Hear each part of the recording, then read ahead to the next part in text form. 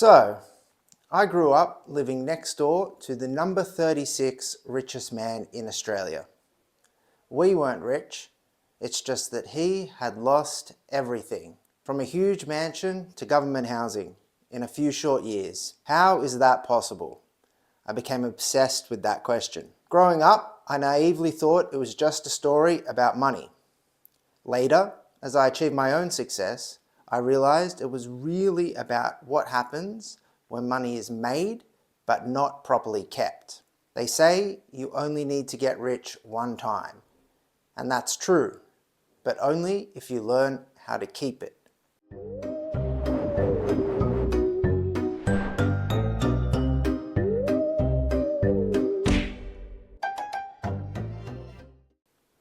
If you're new to the channel, hi, I'm Tristan, and this is Professor Punch. It's built by a team of entrepreneurs and legal professionals. For years, we helped train staff and advisors around family offices and high net worth individuals.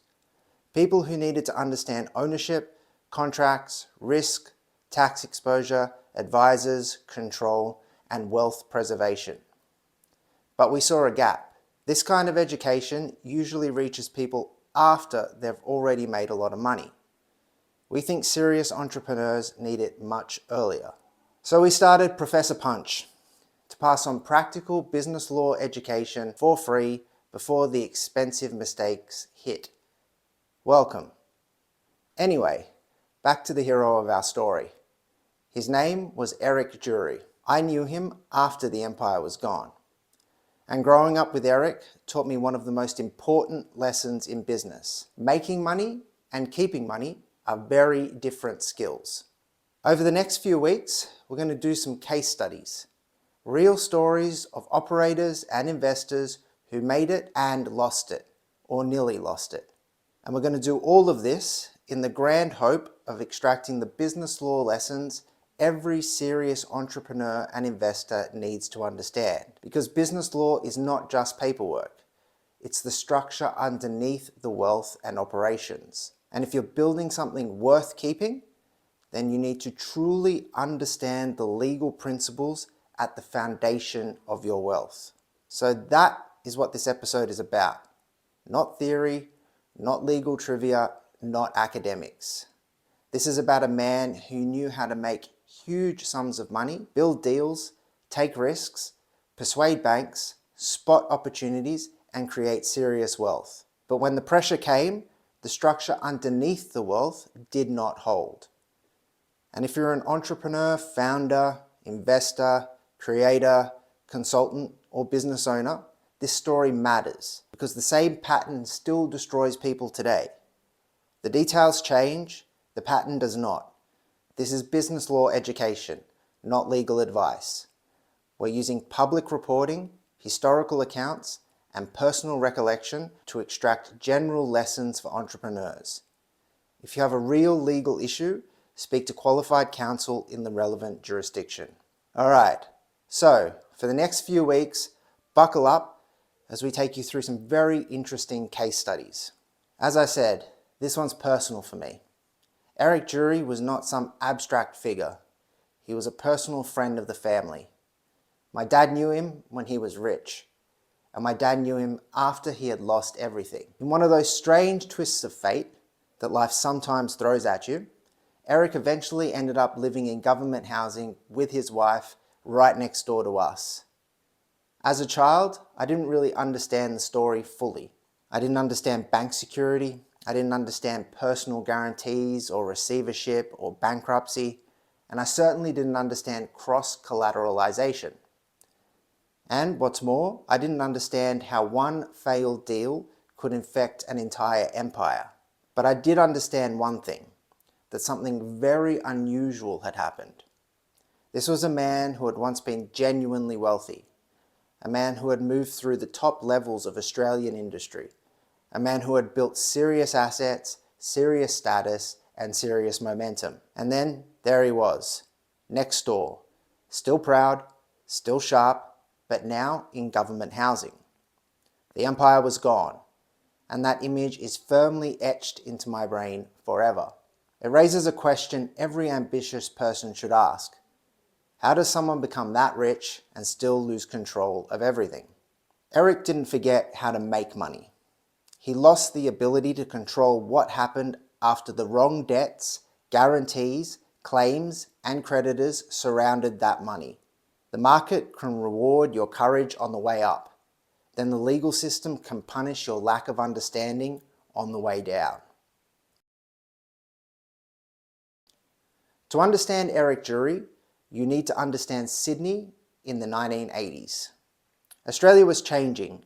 Credit was flowing, property prices were moving, banks were lending, and ambition was everywhere. Australia was being reshaped by men who didn't see themselves as ordinary developers.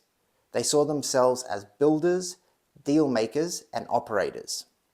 Hotels, apartment blocks, development sites, entertainment venues, entire neighbourhoods being reshaped by leverage, appetite, and belief. It was an era when confidence could look like genius, and leverage could look like real wealth. Eric Jury fit that world perfectly. He was truly self-made. The child of first-generation immigrants, he began working very, very young. As a child, selling peanuts outside entertainment venues in Sydney. Later, he moved through ordinary businesses, including butcher shops and carpet wholesalers, generating huge cash flows in the process, before finding his way into real estate. That detail matters, because Jury was not a spreadsheet entrepreneur. He was a street-level operator, lacking any formal education, but possessing the cunning that only comes with true experience. Eric understood people, he understood hustle, and he understood opportunity. Eventually, he moved into hotels, property development, and hospitality. He owned the Clock Hotel, one of Sydney's most notable prestige venues, and a true trophy real estate holding. He owned the Black Market nightclub, at the centre of Sydney's nightlife culture. He became associated with prime real estate, visible wealth, and the personality of the 1980s property boom. The suits, the cigars, the cars, the mansions, and the public profile. By the late 1980s, he was reportedly ranked among the richest people in Australia, with a fortune estimated at around 150 million Australian dollars. That was serious wealth. In modern terms, especially with what happened to property values over the following decades, you can understand how enormous that fortune might have become. Possibly, probably, in the billions of dollars today. But that's the point. Wealth on paper and wealth under stress are not the same thing. From the outside, people saw assets, hotels, nightclubs, development sites, status, momentum. But the law doesn't see wealth the way the public sees wealth. The public sees the building. The law sees claims on the building. Who owns it? Who financed it? Who has security over it? Who gave the guarantees? Which debt is attached to which asset? Which default triggers which enforcement right? And which creditor gets paid first? Every empire has a stress point. For Eric Jury, that stress point was tied to the Cecil Apartments and the Trinity Properties Company. According to public reporting, in 1990, Jury's company made a bid for Trinity Properties, a small publicly listed property developer. The deal reportedly involved a bid of around 35.5 million Australian dollars, and Eric's company eventually came to control more than 90% of Trinity's stock. The key asset inside Trinity was an unfinished residential development called the Cecil. So, this wasn't just a normal property project. It was a broader acquisition, a takeover, a development, bank finance, leverage, and security. That combination is where entrepreneurs need to pay attention, because the danger in business is rarely one thing. It's usually the connection between things. One thing breaks, then the connections decide how far the damage travels. That is why structure matters. Not because clever diagrams are impressive, but because the structure determines whether one burning room burns down the entire building. Risk should have fire exits. If one project fails, the question is not only did that project fail, the more important question is what else did we connect to that project? That's where fortunes are preserved or lost. In the late 1980s and early 90s, the financial environment changed. Interest rates rose sharply, property conditions tightened, credit became less forgiving. Projects that looked manageable in a boom became dangerous under stress. For a highly leveraged property developer, this is not a small problem. Debt is not just a number. Debt is a legal relationship. This is the major lesson here. Debt is not simply capital. Debt is a contract. It comes with rights and responsibilities. And when things are going well, people forget that. In the boom, the bank is your partner. But in the downturn, the bank is your secured creditor. When the Cecil project became troubled, the relationship between Drury and Westpac Bank, one of Australia's largest banks, deteriorated into serious conflict. Eric claimed, in substance, that the bank had acted improperly and contributed to the collapse. The bank's position was that it was dealing with a debtor who could no longer meet their obligations. Once a business relationship becomes a legal war, the question is no longer only who is right. The question becomes who can survive the fight. Those are different questions, and entrepreneurs confuse them all the time. You may be right and still lose. You may have a legitimate grievance and still run out of money. You may have a strong emotional case and still face a legal adversary that is bigger, slower, colder, and better funded than you. Litigation is not just a truth-finding process. It's also an endurance contest. And if you're fighting a major financial institution, endurance matters. A bank has systems: lawyers, time, a fortress balance sheet, internal processes, a recoveries department, and institutional memory. A founder typically has stress, legal bills, distraction, emotion, and a business to run. That does not mean you should never fight. Sometimes you must.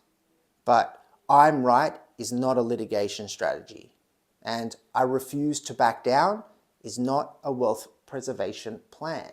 The better question is, what is the expected value of this war after legal fees, after time, after stress, after enforcement risk, and after reputational damage, opportunity cost, and the probability of actually collecting on a win? That is the mature operator's question. Not, am I angry? Not, can I fight? But, can I survive the fight?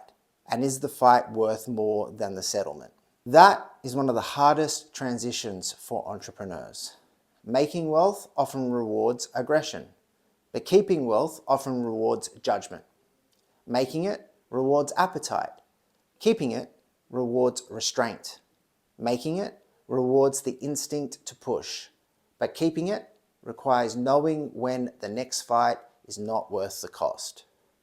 And that may be one of the deepest lessons in Eric's story. The same personality traits that help him make a fortune helped him destroy it. The eventual collapse of Drury's empire came through endless litigation, receivership, asset sales, and enforcement pressure. The properties went, the liquidity went, the legal bills mounted, and the status disappeared. The mansion, cars, venues, and rich list identity all gave way to a radically different life. Eventually, Eric and his wife were living in government housing, right next door to us. And this is the image that stays with me. Not the headline, not the rich list, not the litigation. The man, after the system had finished with the empire. This is a legal story, a control story, a preservation story. It's a story about what happens when ambition outruns legal understanding. And the deeper tragedy was not just the loss of money, it was the loss of control. Control is the real prize. One day, you're making decisions about your assets. The next day, receivers, banks, lawyers, courts, creditors, and administrators are making decisions about assets you still psychologically consider yours. That transition is brutal. But it usually doesn't happen on the day the receiver or the bankruptcy attorney arrives. It happens earlier, when you sign the guarantee, when you accept the covenant, when you cross-collateralize the asset, when you fail to isolate the project, when one lender becomes the oxygen supply for the entire group, when you connect the family home to the business risk, or when every major asset supports every major debt. The enforcement day is just when the truth becomes visible. You don't lose control when the legal system acts. You lose control when you sign documents that allow the legal system to act later. So, what's the actual lesson from Eric's story? It's not, don't borrow money from banks. That would be boring, and it would also be completely wrong. Debt built the modern world. Debt built hotels, apartment towers, factories, infrastructure, airlines, and valuable companies. The lesson's not debt is bad. The lesson is that debt is legal architecture. And legal architecture determines what survives when the downside arrives. So, there are three main lessons I want you to remember from this case study. 1. Debt is a legal relationship before a financial number. An entrepreneur sees interest rate, principal, repayment date, loan amount. But a legally intelligent operator also sees security, guarantees, covenants, and default triggers. They see cross defaults, enforcement rights, priority, recourse, jurisdiction, and control rights. That's the difference. The spreadsheet tells you whether the deal works if things go well, but the legal documents tell you what happens if things go badly, and you need both. Right, number 2, ownership is not control. This is one of the most important ideas we teach here. Ownership, control, and benefit are not the same thing. You may own the asset, but if the bank has security over it, your ownership is not the whole story. You may benefit from the asset, but if the cash flow is pledged, restricted, or swallowed by interest payments, your benefit is fragile. You may control the asset today, but if a default allows a receiver to be appointed tomorrow, your control is conditional. This is why the phrase, my property, can be dangerously childish. Yes, it may be your property, in the same way your seat on an airplane is your seat. All right, number 3, making it and keeping it require different instincts. Making it often rewards concentration. One bank, one lender, one major project, one pool of assets, and then one group structure supporting the next deal or the entire thing, and feels clean, fast, efficient, and controlled. But concentration is also how a single stress event spreads. If one project fails, does it stay inside that project, or does it infect the hotel business, or the family home, or the personal balance sheet, or any other companies inside the group? That's why practical wealth structure education for entrepreneurs making serious income is so important. It's not about looking sophisticated. It's not about impressing other entrepreneurs and founders. And it's not about drawing clever org charts. The point is simple. Risk should have fire exits. A failed project should not automatically become a failed life. So, what should a modern entrepreneur take from Eric Jury's story? It's not avoid risk. Risk is the job. It's not avoid banks. Banks are tools. And it's not avoid debt. Debt can be useful. The real lesson is this. Never confuse access to capital with structural safety. Capital lets you grow. Structure decides whether you survive the downside. Before you sign a major loan, acquisition, refinance, guarantee, shareholder agreement, investment deal, or property transaction, ask, if this deal fails, what else fails with it? If this lender turns hostile, what can they reach? If this asset collapses, what other assets are dragged in? If I personally sign, have I invited the creditor past the company wall? If there's a default, who controls the next move? Are the assets compartmentalized properly, or is everything connected? Does this document create personal recourse? And are there cross defaults? What's more, are there cross guarantees? Can one bad project trigger enforcement across the whole group? What does the worst case legal map look like? If you don't understand the legal principles underneath your wealth, you may be only one bad transaction away from losing it all. So yes, make it. But for heaven's sake, learn how to keep it. If this episode made you think about your own wealth, good. That's the point. Most entrepreneurs do not have a legal structure problem because they're careless. They have a legal structure problem because nobody ever taught them what to look for. The first step is not necessarily hiring another lawyer. The first step is learning to see your own structure clearly enough to know what questions to ask. That's why we created the Legal Risk Quiz and Scorecard for entrepreneurs. Eric's story is a warning. Making money isn't enough. You need to learn how to keep it.